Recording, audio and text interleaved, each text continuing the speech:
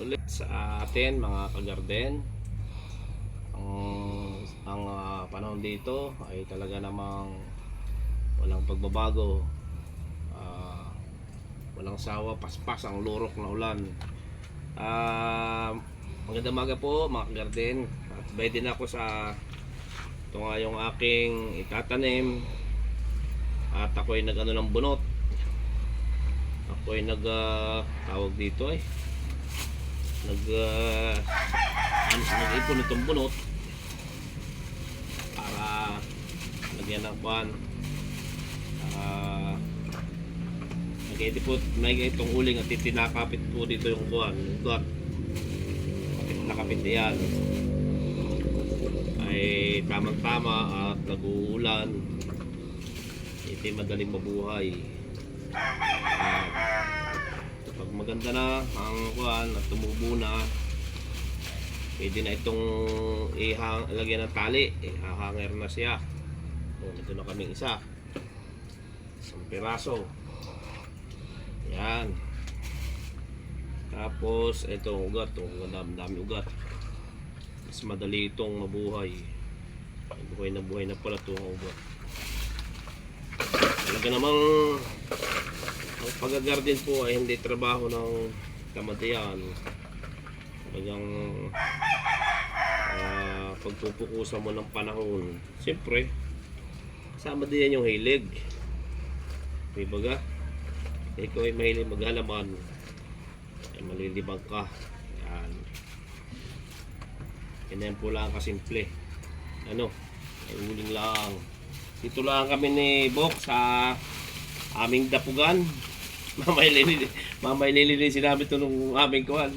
Dito kami ni Bok tuwing umaga nagkakape, nagiinit ng luyang dilaw. At doon naman kami sa lamesa, doon sa may kalesa kami nagkakape ni Bok tuwing umaga. Talagang pan. Walang humpay na pagtatanim. Ang maganda rito sa ganitong orchids, pag ito'y na mulaklak, ay talaga namang natutuwa ka, nakakatuwang tingnan pagka lalo kung iba-iba yung kuwan. Gusto ko rin po mapag-aralan yung iba-ibang klase nito. Buwan ito napakaraming variety.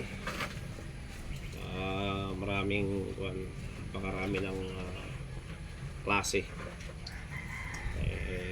Tayo naman po ay dito lang sa napupulot natin sa mga niyog.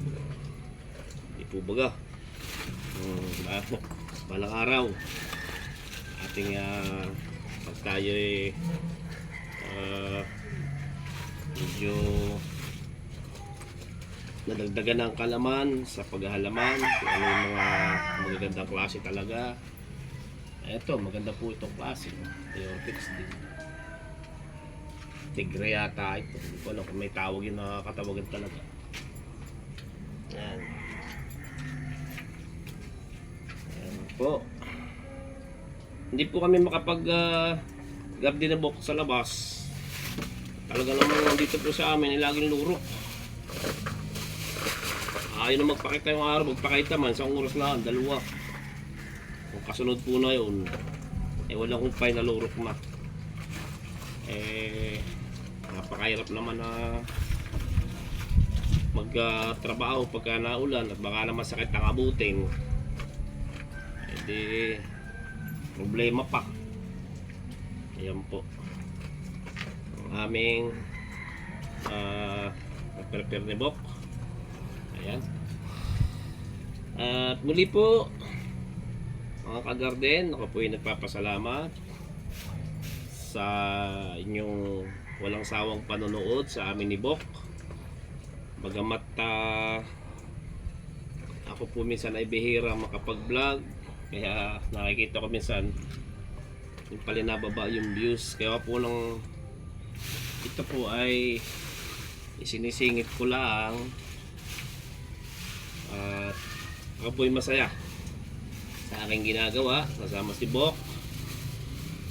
At muli po, maraming salamat sa inyong panonood sa aking pagbablog.